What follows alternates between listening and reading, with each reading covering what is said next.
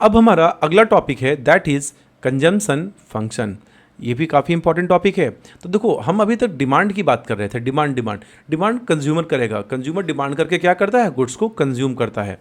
ठीक है। सो consumption function क्या बताता है हमें, देखो the functional relationship between C and Y, कि इनकम का, जैसे हमने बात किया कि कंज्यूमर को भाई कंज्यूम करने के लिए गुड्स सर्विस, उसकी डिमांड्स होंगी, उसकी वांट्स होंगी, यस और नो। तो इनकम के अलग अलग लेवल पर कंज्यूमर क्या गुड्स को कंज्यूम कर रहा है, क्या उसे डिमांड कर रहा है।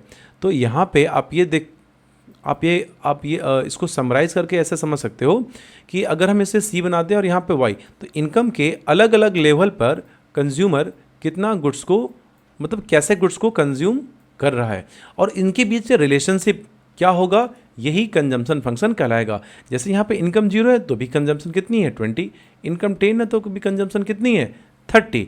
तो यही चीज़ दिखा रहा है, अगर इनकम बढ़ती है तो अगेन ये भी बढ़ता है। तो इनकम और कंजम्पशन के बीच के फंक्शनल रिलेशनशिप को, ये वर्ड आप जरूर याद रखना, द फंक्शनल रिलेशनशिप, ठीक है। इसका एक फंक्शन है, वो हम आगे पढ़ेंगे।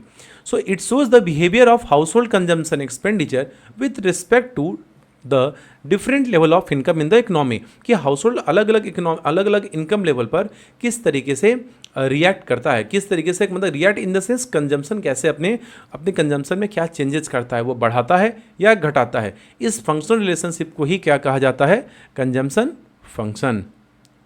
अब कुछ इंपॉर्टेंट पॉइंट्स। पहली बात जो मैंने आपको पहले ही बताया हुआ है कि इनकम जीरो होने पे भी कंजम्पशन जीरो नहीं होगा। क्यों? क्योंकि सर्वाइवल की बात है ना। तो इसे हम रिप्रेजेंट करते हैं सी बार से।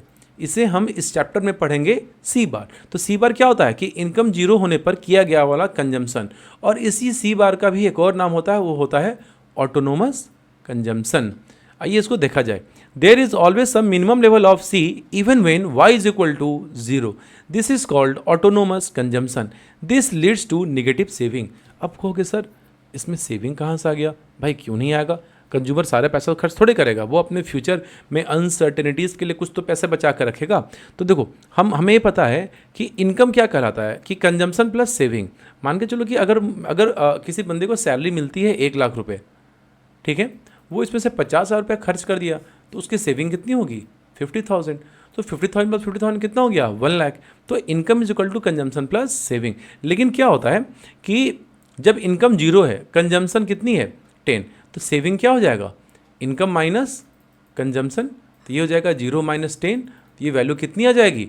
-10। तो इसे कहा जाता है नेगेटिव सेविंग, कि इनकम 0 है फिर भी आप सेव कर रहे हो। जैसे नॉर्मली क्या होता है, अगर मैं 10 रुपये कमा रहा हूँ, जो कि मेरी इनकम है 10 रुपीज़, मैंने उसमें से 5 रुपये खर्च किया, तो सेविंग कितना हो जाएगा?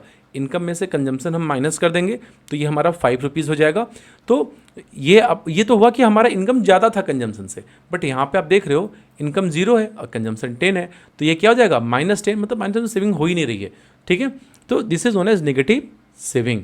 Consumption is positively related to income as rise in income causes a rise in consumption. तो कंजम्पशन फंक्शन में और कंजम्पशन में और इनकम में कैसा रिलेशनशिप होता है? पॉजिटिव। जैसे जैसे इनकम बढ़ेगा कंजम्पशन भी बढ़ेगा। Entire income is never converted into consumption. देखो, एक सर्टेन लिमिट होने के बाद कि पूरा का पूरा पैसा जो कंज्यूमर अर्न करेगा वो पूरा कंज्यूम नहीं करेगा, वो क्या करेगा? सेविंग के लिए भी रखेगा। जैसे आप इस ग्राफ में देख रहे हो कि ये इनकम की ग्राफ, अभी जब ऊपर इनकम की ग्राफ यहाँ से जा रही है और ये कंजम्पशन है, तो कंजम्पशन, इनकम 0 है लेकिन कंजम्पशन क्या है 20। जैसे जैसे इनकम ऊपर जा रहा है कंजम्पशन भी ऊपर गया। और ये जो पॉइंट बी है, इस पॉइंट बी पर आप क्या देख रहे हो कि सी और वाई, एक मिनट मुझे इसको मिटाने दो, यहाँ पे एक्सप्लेन करूंगा आपको।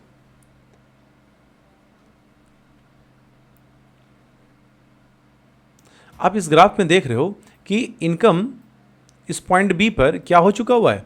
इस पॉइंट बी पे आपका इनकम और कंजम्पशन 100 इज इक्वल टू 100 हो गया है।